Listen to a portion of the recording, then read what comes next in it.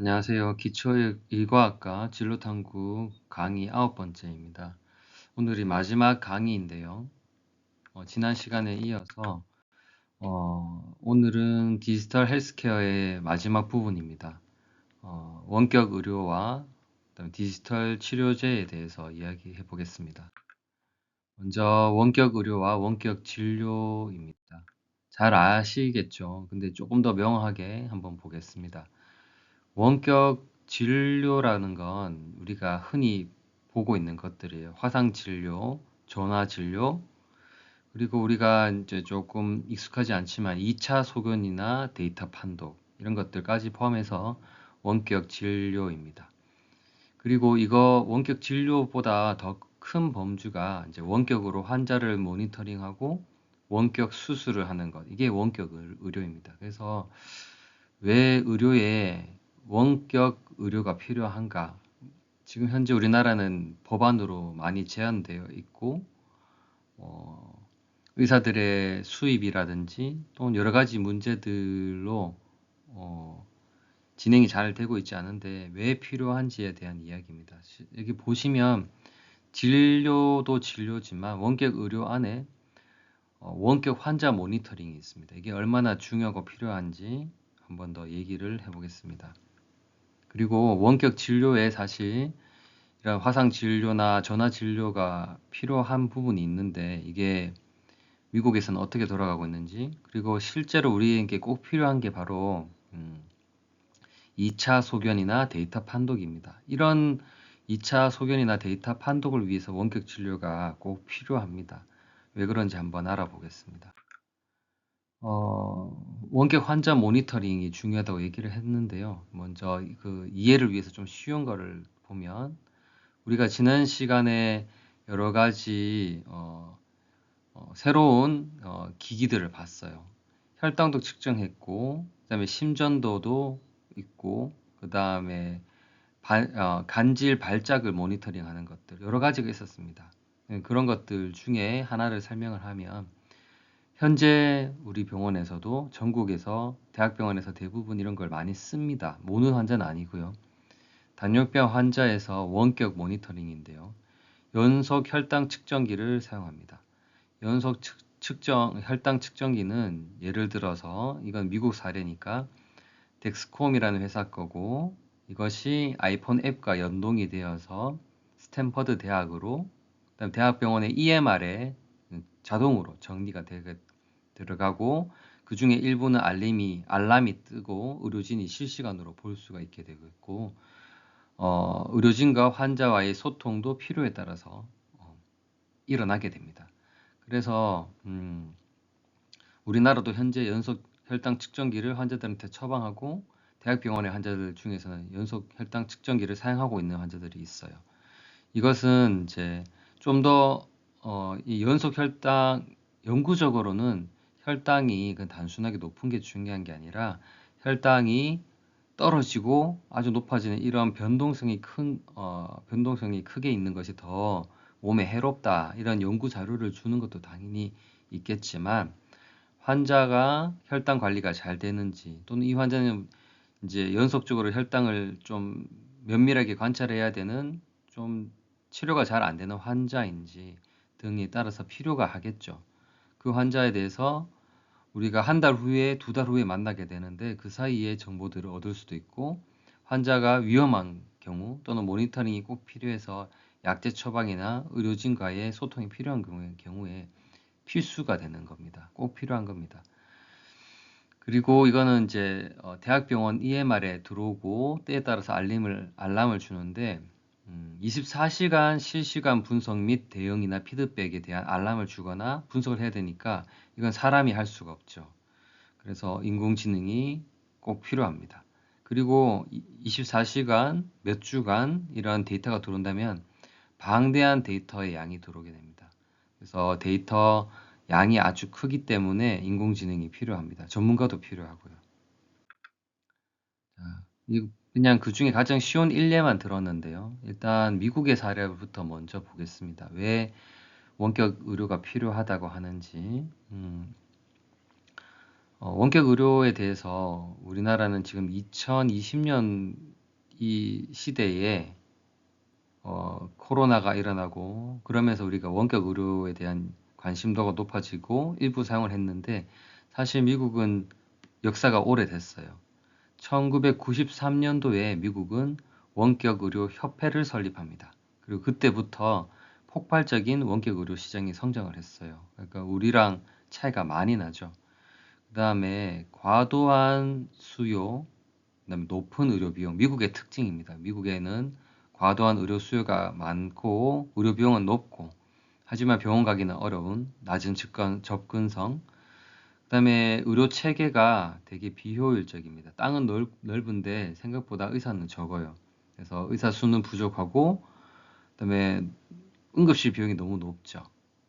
그래서 1차 진료 자체가 쉽지 않습니다. 그리고 특히 저소득층, 이제 많은 이민자들, 소득이 낮은 사람들도 있고, 그 다음에 미국은 우리보다도 빈부격차가 좀 크죠. 그래서 교외에 있다든지 땅이 너무 넓으니까 진짜 시골에 있는 분들 많습니다. 그다음에 소수 인종들 이런 요구들을 어떻게 할 것인가.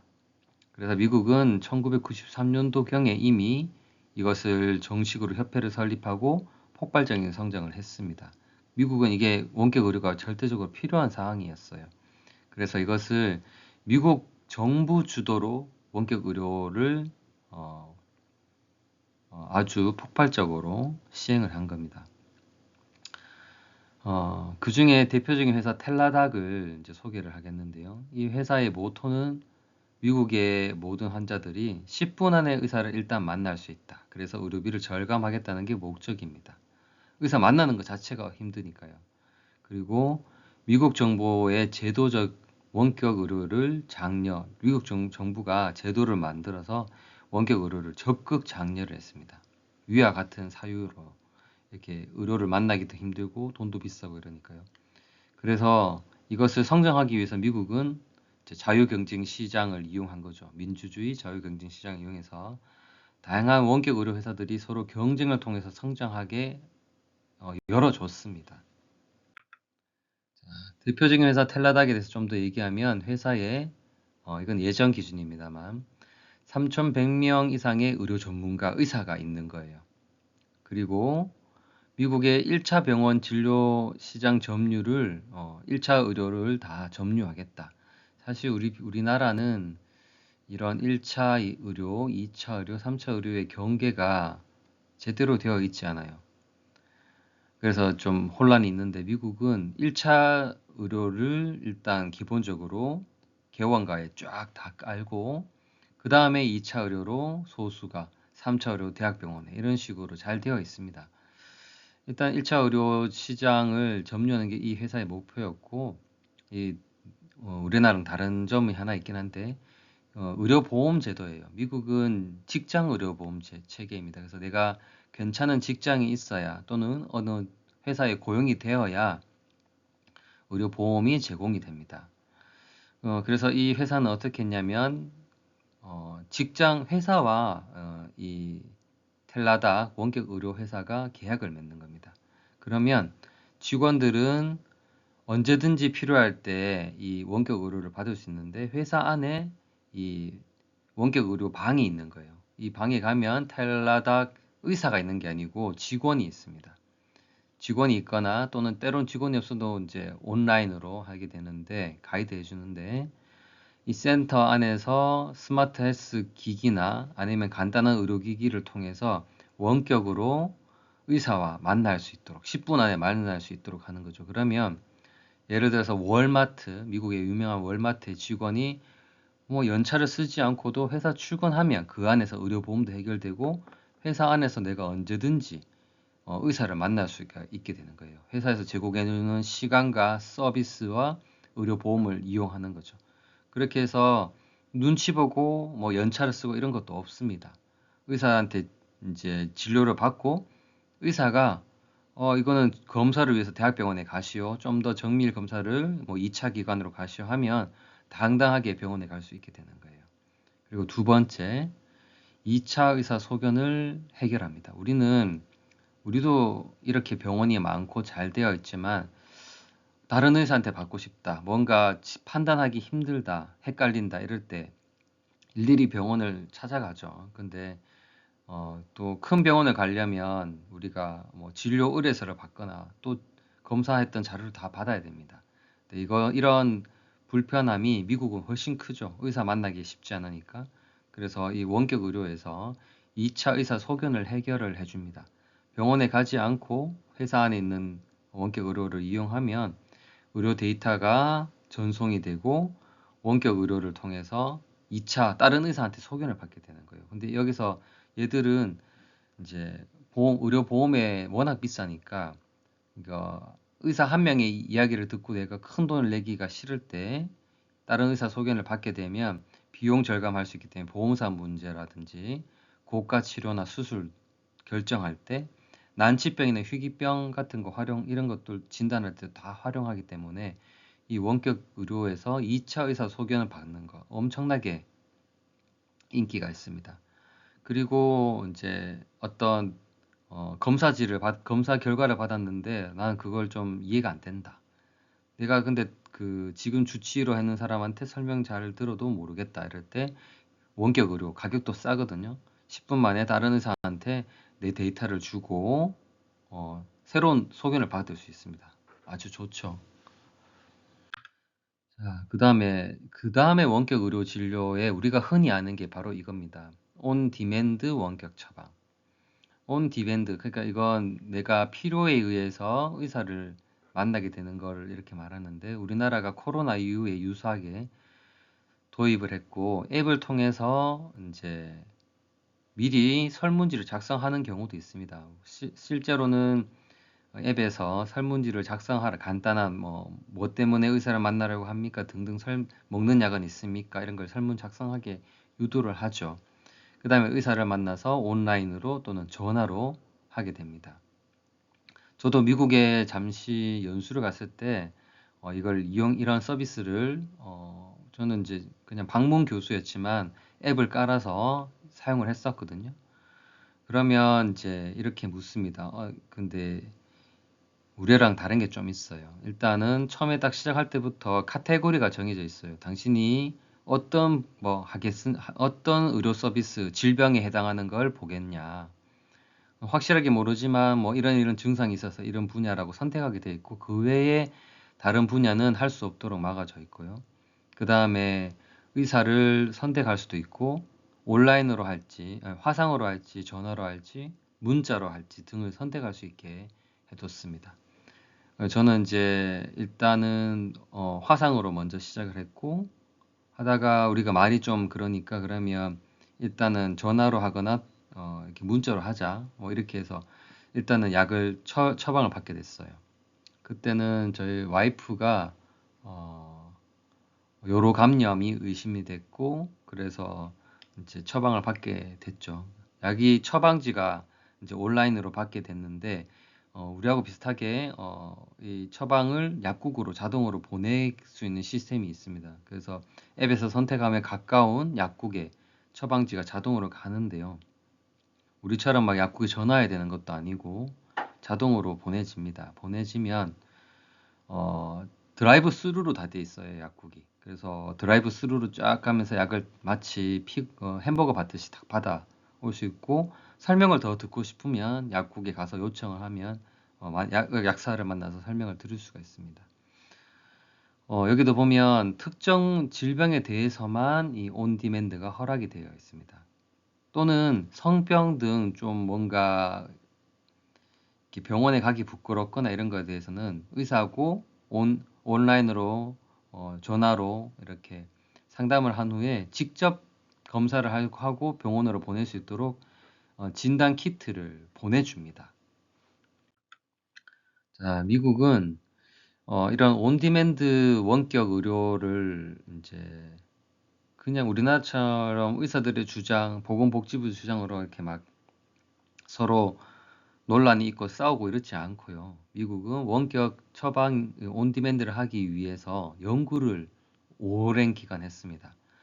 어떠한 질병이 이 원격 온디맨드 원격 의료로 원격 진료의 효율이 높은지 어떤 게 별론지를 이 사람들은 연구를 지금도 하고 있고 예전에도 아주 큰 대규모 연구를 했어요. 그래서 이 텔라닥이라는 회사랑 체결을 해서 어떤 질병이 효율이 높은지 이런 예를 들어서 요로 감염 또는 감기 이런 것들 했을 때 실제 환자가 의사를 만나서 하는 것과 얼마나 차이가 있고 효용이 높은지 등을 연구를 하고 논문이 나왔습니다. 학회에서 발표를 하고 그렇게 해서 괜찮은 것들 몇 퍼센트 이상 되는 것들만 허용을 해준 거죠. 우리나라는 지금도 의사들과 보건복지부가 어느 질병이 되고 어떤 건 안 되고 막 싸우고 있습니다. 이거 전혀 접근 방법 자체가 다른 거죠. 그래서 현재는 어떻게 모든 원격 온디맨드 원격 진료에 이미 허락되는 것, 효과가 높은 것들만 딱 되어 들어가 있습니다. 그 위에 거는 이제 만약에 요청을 하면 이제 의사를 만나라고 안내를 해주는 거죠. 그리고 현재 미국은 원격 의료 전문의를 양성, 그 다음에 전공의 트레이닝 과정에 원격 의료에 대한 교육을 넣는 거. 이게 이미 옛날 자료니까 이미 들어가 있습니다. 자, 우리나라는 반면 어떻죠? 원격 의료를 법적으로 금지한다, 잠깐 풀어준다. 이런 것들은 뭐 오히려 어, 의료에 혼란을 준다고 의료계가 말하고 막 서로 싸웁니다. 제가 보기엔 좀 한심해요. 미국만 봐도 이게 연구로 하고 연구 자료가 있으면 저희는 그걸 그대로 활용하면 됩니다.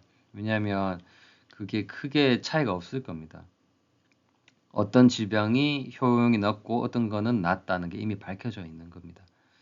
실제로 원격 의료, 원격 진료보다 더 필요한 게 있죠. 이렇게 원격 의료, 원격 진료에 대해서 싸울 게 아닙니다. 뭐가 필요하냐면 예를 들어서 삽입형 제세동기로 심장에 문제가 있어서 이런 걸 심은 환자들은 원격 모니터링을 하고 피드백 해주고 필요시에 AI나 여러 가지 의료진에 의해서 제세동기 활성을 시켜야 됩니다. 그리고 환자를 계속적으로 모니터링 해야 되겠죠. 두 번째, 심부전 환자의 복막투석. 복막투석을 하는 환자들은 집에서 복막투석하지만 사실 복막투석 환자들은 감염으로 사망 위험도가 아주 높습니다. 그리고 제때 하지 못하거나 쉽지 않은 일이에요. 그래서 이걸 모니터링하고 피드백 해주고 꼭 필요하죠. 그 다음에 심장질환 환자에서 심전도를 원격 모니터링한다. 이거 위에도 아주 많습니다. 원격 모니터링, 피드백, 그 다음에 AI에 의해서 처치, 의사와 환자의 어떤 커넥션 너무 많이 필요한 것들이 있어요. 현재는 코로나 이후에 코로나 때 이러한 원격 우리나라 온디맨드만 일부 허용이 되었고 지금은 아니지만 그 몇 년 얼마 전까지만 해도 약물을 택배로 받을 수가 있었죠. 근데 오남용의 위험이 있다 등 여러 가지 문제가 제기되면서 지금은 처방전을 약국으로 보내고 근데 약국에 심지어 컴퓨터 시스템이 잘 안 되어 있어서 팩스로 또 보내야 되고 막 이런 불편함이 있습니다. 그리고 할아버지들이 약국에 찾아가서 약이 있나 없나 물어봐야 되고 여러 가지 불편하죠. 이런 우리나라에는 계속적인 갈등이 있다. 자, 한국은 수익성 자체가 낮아요. 왜냐하면 모든 행위 자체를 다 수가를 매겨놨기 때문에 이 원격 의료를 할 때도 수가를 매겨야 되겠죠. 행위 하나하나 행위에 따라 질병에 따라서 너무 복잡합니다. 그리고 간단하게 또 너무 싸게 해버리면 시장이 성장할 수가 없겠죠. 참여가 낮겠습니다. 의사 수는 많고 병원에 문만 열고 나가면 이제 근처에 병원이 너무 많죠. 누구나 쉽게 병원에 갈 수 있습니다. 그 다음에 원격 의료에 대해서 다양한 이해 상충 관계가 있습니다. 그리고 이걸 허용하면 영리병원이 허용되는 거 아니냐 이런 이슈도 있고요. 그 다음에 도서상관 격오지에 원격 의료를 하면 좋다 뭐 이런 여러 가지 불균형 이슈도 들어있고 사실 이런 걸 해결하기 전에 한국에는 이미 1차 의료, 2차 의료, 3차 의료 전달 체계 자체가 좀 제대로 되어 있지 않아요. 이건 여담입니다만 현재 의료 사태에서 박민수 차관인가요? 보건복지부에 이분이 이제 사실 뭐 여러 논란이 있었는데 이분이 10년 전인가 그때 WHO에 우리나라 의료의 의사 수나 이런 문제에 대해서 돈을 주고 의뢰를 했습니다. 근데 거기에 나오는 대답 중에 가장 핵심이 뭐냐면 우리나라는 더 의료가 발전하려면 1차 의료를 확대해라. 1차 의료 의사들이 많이 필요하다. 안 그러면 의료비가 오르기 때문에 의료비 감당이 안 되고, 만약에 보험료를 올리지 않은 상태에서 이런 많은 전문가들 3차 의료에 집중된 전문의 중심으로 하게 되면 분명히 수가 문제 난다. 뭐 이런 걸 다 경고를 했었어요. 그래서 1차 의료 일반인을 양성을 많이 해서 1차 의료 시장을 견고히 해라. 노인들이 늘어날 테니 1차 의료 시장을 견고히 하라고 이미 10년 전에 WHO에서 답을 줬습니다. 그러나 아무도 정부에서 하지 않았죠. 의료계도 참여하지 않았고요. 현재라도 1, 2차, 3차 의료 전달 체계는 제대로 되어야 될 필요는 있죠. 그래서 그 피로도를 원격 의료 시장과 함께 뭔가 해결해야 됩니다. 단순히 온 디맨드가 필요한 게 아니죠. 온 디맨드는 일부 필요할 수도 있지만 여기가 원격 모니터링이라든지 2차 의료 소견이라든지 그다음에 검사 데이터들을 다른 사람한테 보여주고 싶을 때, 다른 소견을 듣고 싶을 때 등등 필요합니다. 자, 다음으로 디지털 치료제에 대해서 얘기해 보겠습니다. 자, 디지털 치료제가 무엇인가? 또 하나의 신약입니다. 우리가 이제 약에 대해서는 이런 나름대로의 이런 발전사가 있어요. 첫 번째는 스몰 몰레큘. 현재 새로 나온 약들도 스몰 몰레큘이 많습니다. 이게 이제 발달 과정이 이렇다는 거지, 이제 모두가 옛날 걸 버리고 새 것만 한다는 건 아닙니다. 저분자 화합물의 약들, 그 다음에 생물 제제, 단백질, 항체, 요즘 항체 치료제도 아주 많죠. 그 다음에 세포 유전자 치료제, 줄기세포도 나왔고, 뭐 이런 것들이 있습니다. 그 다음 세대의 약이 바로 DTX라고 해서 디지털 세라퓨틱스라고 부릅니다. 이게 바로 디지털 치료제인데요. 이게 뭐가 약이 될까 싶지만 이미 이것은 이제 우리나라는 생소하지만 미국은 이미 FDA 승인을 했어요. 허접한 게 아닙니다. 예를 들어서 소프트웨어 기반 치료제, 앱 기반, 게임 기반, 뭐 VR 기반, 챗봇이나 인공지능 기반의 치료제가 있는데 좀 더 설명을 좀 더 드리겠고요. 그 다음에 이런 것들이 해외의 대형 제약회사, IT 기업 같이, 그 다음에 FDA 혁신과 함께 약이 됐습니다. 자, 이게 무엇이냐?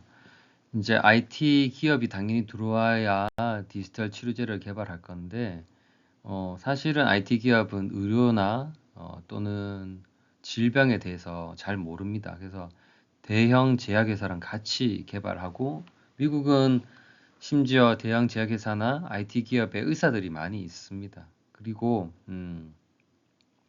FDA가 원래 이런 것들 법적으로 좀 모호한 것들이 많은데 아주 혁신적으로 법을 바꾸고 승인을 해줍니다. 그래서 이제 전 세계 시장을 더 선도하게 되는 거죠.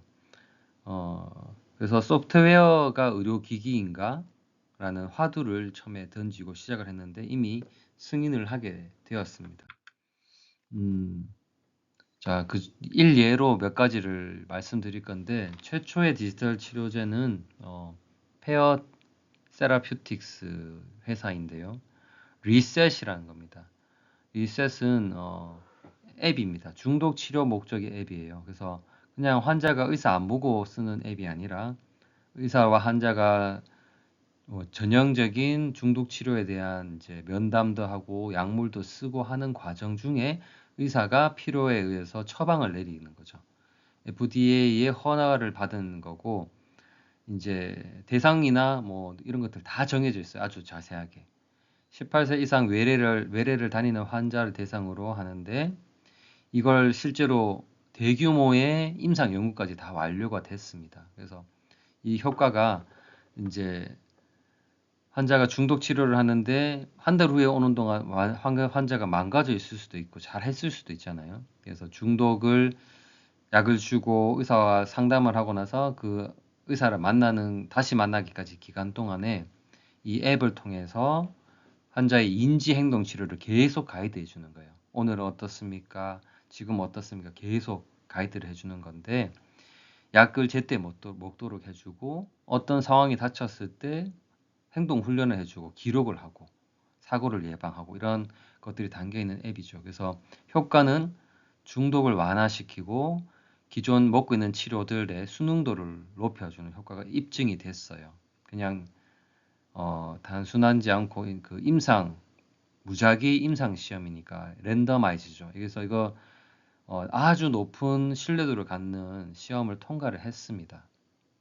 우리가 아는 세상보다 벌써 앞서 나간 FDA 허가 사항이 됐고, 미국에는 이걸 쓰는 사람들이 많아요. 그리고 두 번째는 이 회사에서 리셋 O라는 걸 또 시행을 했습니다. 이거는 중독이 아니라 중독 중에서도 마약성 진통제 중독 치료제예요. 그래서 동일하게 많이 사용되고 있습니다. 자, 그 이외에 몇 가지 더 많은데 일부를 들면 쏨리스트는 불면증 치료제인데 이것도 인지행동 치료 앱이고 동일합니다. 의사와 외래를 다니는 사람들한테 의사가 처방을 하고 FDA 승인 받은 거고 효과가 아주 좋아요. 그다음에 ADHD 치료용 게임도 있고, 그다음에 당뇨 예방 프로그램. 당뇨도 사실 환자가 수능도가 높아야 되거든요. 약도 많이 먹어야 되고.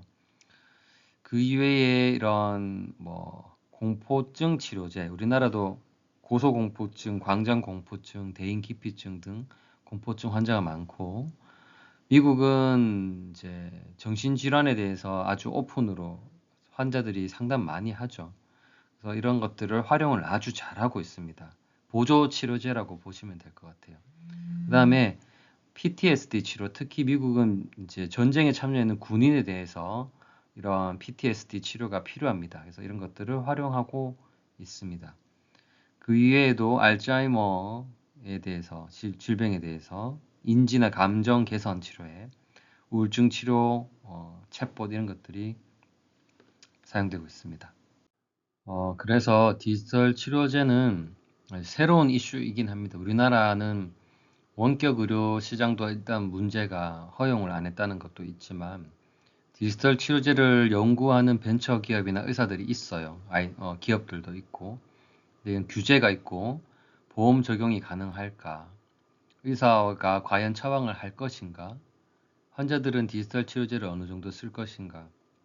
여러 가지 이슈들이 있고 외국처럼 이런 대형 제약회사와 IT 기업, 그다음에 우리나라의 이제 FDA와 같은 이제 일을 하는 곳에 이런 혁신적인 어떤 처리가 될까 여러 가지 이슈들이 있겠습니다만 여러분들 10년 후에 의사가 된다고 생각하면 이런 것들이 아마 여러분들이 직접 사용하거나 이런 회사를 운영하거나 관련된 거를 지속적으로 개발하거나 이런 데 참여할 가능성이 아주 높습니다. 자, 그래서 오늘은 우리가 새로운 이슈들에 대해서 살펴봤어요. 원격 의료가 어떤 건지, 그 다음에 디지털 치료제가 어떤 건지, 우리가 10년 후에 의사로 활동을 하게 될 미래를 본다면 충분히 잘 고민해보고 알아야 될 부분이라 생각이 듭니다. 2부 강의를 요약을 조금 해보겠습니다. 먼저 우리가 의료라는 것은 다른 분야보다도 데이터 주도 AI와 만나기 아주 좋다. 왜냐하면 예전부터 근거 중심의 의료를 하고 통계를 돌리고 근거 기반에서 진단과 치료, 처방을 해왔기 때문에 또는 모든 프로세스를 현재도 결정하고 있고 계산하고 있기 때문에 데이터 중심이다. 그 다음에 우리가 그래서 양질의 빅데이터 의료 시장이고 여기에 일상생활 정보, 그 다음에 유전자 정보가 들어오는데 이미 일부가 들어와 있다. 예를 들면 유전자 홀 지놈 시퀀싱은 안 하지만 어떤 패널이죠. 암 환자한테 브라카, 이런 몇 가지 유전자를 꼭 보거든요. 그런 것들. 또는 일상생활 정보도 이미 들어와 있어요. 한정적이긴 하지만 우리가 병원에 오면 대학병원에서는 식생활 정보나 이런 것들, 그다음에 의료 경제 기반 이런 것들을 다 조사를 합니다. 모든 환자를 하는 건 아니지만 그래서 식생활 음식이라든지 이런 걸 다 조사를 하고 장기적인 치료를 하게 되면 전담 간호사들이 설문조사도 하고 데이터가 다 들어가죠. 근데 우리만 하는 게 아니다. 이게 컨소시엄에 참여한 전 세계가 같이 하고 있다. 그래서 진짜 데이터 주도의 의료로 가고 있고, 미래는 반드시 분명히 빅데이터 주도의 의료로 갈 것이다. 그리고 데이터가 너무 방대하고 그 다음에 24시간 모니터링 등 하기 때문에 인공지능이 반드시 들어오게 되어 있습니다. 그래서 최근에 뉴스를 보면 의료에서 인공지능이 의사를 대체한다는 말은 이제 없어요. 의사를 돕는 것을 하겠다. 그렇게 아마 방향을 잡았습니다. 그 다음에 포피 의료에 대해서 얘기를 했어요. 예방, 그 다음에 사람 맞춤형 뭐 여러 가지가 얼마나 중요한지, 그리고 24시간 지속적 모니터링 하는 것이 왜 중요한지, 그 다음에 IBM 왓슨이 얼마나 많은 데이터를 가지고 갔는지, 화이트박스를 가진 의료인공지능이 곧 나타날 거다. 이런 얘기들을 했고요. 그 다음에 우리가 디지털 헬스케어 자체에 대해서도 얘기를 했습니다. 디지털 헬스케어의 주역이 의사가 되어야 된다. 근데 의사밖에 할 수가 없다. 의사 없이는 할 수 없다는 얘기를 했고, 디지털 헬스케어의 여러 단계들을 봤습니다. 그리고 일예들을 봤어요. 얼마나 많은 것들이 미국에서 이루어졌는지, 그리고 심지어는 무작위 연구까지 대규모 연구를 했고, 그다음에 FDA 승인도 받고, 현재도 디지털 헬스케어를 환자들에게 적용하면서 연구가 계속되고 그것이 환자한테 적용이 되고 있다. 그리고 스마트폰이나 웨어러블 디바이스, 유전체 기술 등 DTC 분석, 이런 것들에 대한 얘기를 했고, 디지털 치료제라 원격 의료에 대한 것들, 이게 그냥 우리가 심플하게 생각하는 것들이 아니다. 환자한테 어떤 것들이 적용되고 있는지 우리가 봤습니다.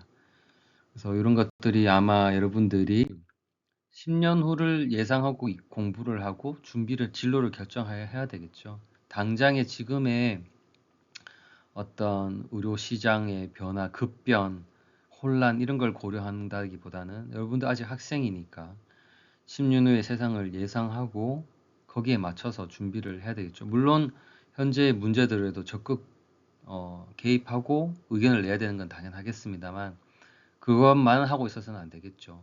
10년 후의 세상은 어떨까 고민하고, 지금 현재 미국은 어떻고 일본은 어떤 것들을, 선진국들이 어떤 것들을 고민하고 시행하고 있는지도 알아야 되겠죠.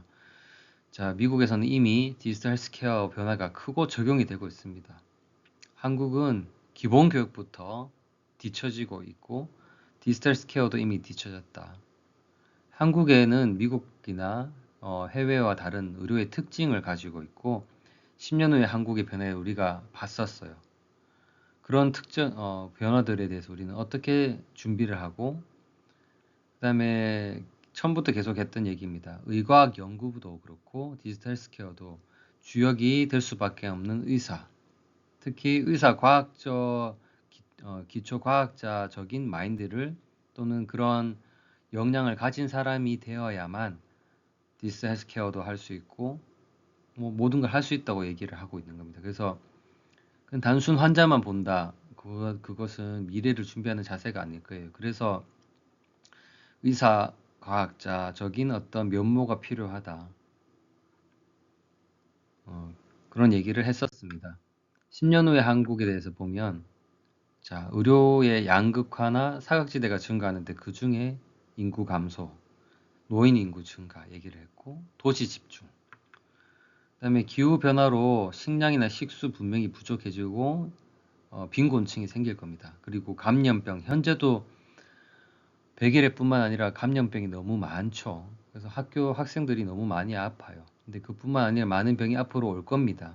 열대 기후 때문에 모기도 이제 모기로 인한 질병도 증가할 거고요.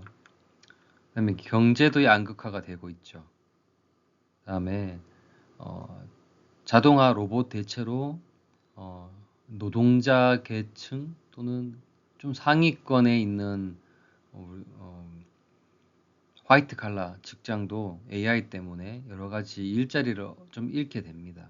그러면 이게 또 경제 양극화, 뭐 여러 가지 양극화를 만들 거예요. 빈곤 의료에 사각지대에 놓인 사람이 많아질 겁니다. 그리고 의료는 대형화될 거고, 빅데이터를 더 활용할 거고, 디지털 헬스케어나 원격 의료나 이런 것들이 더 증가를 하게 될 겁니다. 자, 그래서 미국과 같지만 조금 다른 흐름을 가지겠죠. 의사는 일자리를 잃게 된다기보다는 이런 것들을 이해하고 활용하고 해결할 수 있는 능력이 있는 사람이 살아남겠죠. 디지털 헬스케어의 주역이 될 수도 있고 아니면 잘 활용하는 의사가 될 수도 있고요. 또는 의사 과학자적인 면모를 가지고 의료계에 공헌할 수도 있고 또 앞서 얘기는 하지 않았지만 이런 의료 양극화가 되면 분명 의사에 대한 사회적인 어떤 교육의 요구도도 올라갑니다. 근데 의사를 위한 교육자가 필요한데 그걸 누가 하겠습니까? 의사가 해야 되겠죠. 왜냐하면 저도 현재 교육학 교실, 인문학 관심 가지고 학회도 다니지만 의료를 모르는 사람은 이걸 100% 이해하고 지도하기가 힘들어요. 근데 의사가 같이 협업을 해야 되겠지만 의사도 의학 이런 것들을 의사들한테 교육할 사람이 필요해집니다.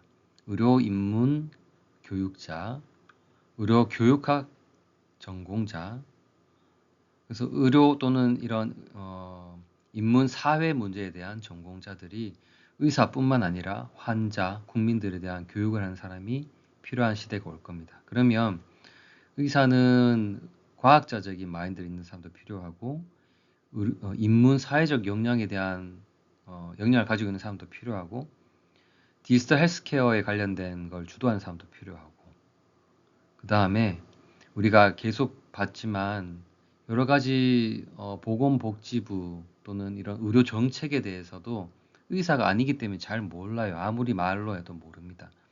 의료 정책에 관련된 곳에서 일할 의사도 필요하게 됩니다.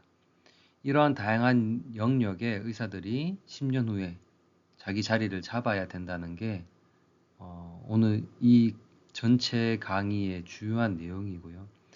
여러분들이 어떤 진로를 선택할지, 내가 어떤 일을 해야지 사명감도 느끼고, 그 다음에 어떤 본인이 이룩한 것에 대해서 뿌듯한 것도 느끼고, 그 다음에 행복하게 살 수 있을지 그런 것들을 고민해 봐야 되겠습니다. 사실 우리가 많은 철학 요즘 의사들에게 철학이 필요하다는 얘기를 하고 있지만 여러 유명한 사람들이 이미 좋은 얘기 다 했죠. 그 중에 가장 기억 남는 거를 얘기하자면 인생에서 가장 중요한 거는 사랑과 그 다음에 자기가 하는 일이다 이렇게 얘기를 했습니다. 어떤 돈을 떠나서 자기가 전문성을 가지고 책임감을 가지고 또는 자기 스스로의 만족감을 가지고 할 수 있는 일이 없으면 삶이 무료해지고 행복해질 수가 없고요. 또 이것을 인정해주고 일만으로는 살 수 없으니 나머지를 나를 채워줄 사랑하는 사람들, 가족이 될 수도 있고 친구가 될 수 있겠습니다만 사랑하는 사람들이 있어야 돼. 이 두 가지가 인생에서 가장 중요하다. 그렇게 유명한 철학자들이 얘기를 합니다. 그래서 이 나중에 여러분들이 의대를 졸업하고 의사가 되는 과정에 우리는 이제 일에 대해서만 얘기하니까 적어도 직업에 대해서는 내가 주도적으로 뭔가 공부를 하고 탐색을 하고 결정권을 갖고 뭔가 다른 미래의 직업을 꿈꾸는 의사가 되어야 되지 않을까 싶습니다. 자, 우리에게 필요한 것은 언젠가 올 미래를 대비해야 됩니다. 그냥 단순히 지금 공부만 하는 거는 문제가 있죠. 기본적으로 공부해야 되겠죠. 하지만 다양한 방면에 관심을 가져야 되고 기초의 과학자적인 자질이나 마인드를 양성해야 됩니다. 이건 누누이 얘기하지만 직접 실험하고 논문 쓰는 거를 의미하는 거 아니에요. 기초 의사가 되라는 것도 아닙니다. 그런 마인드를 가지고 있는 사람이 돼야 된다는 거고, 충분히 활용할 수 있는 뭐 회사나 협업 체계가 많다고 얘기를 했습니다. 그다음에 이런 컴퓨터, 데이터 과학, AI, 통계는 당연한 거고, 이런 개념을 알아야 되고 활용할 줄 알아야 된다. 전문가가 안 되면 개념이라도 확실히 알면 이게 뭔지는 알겠죠. 그다음에 사회적인 문제가 생길 겁니다.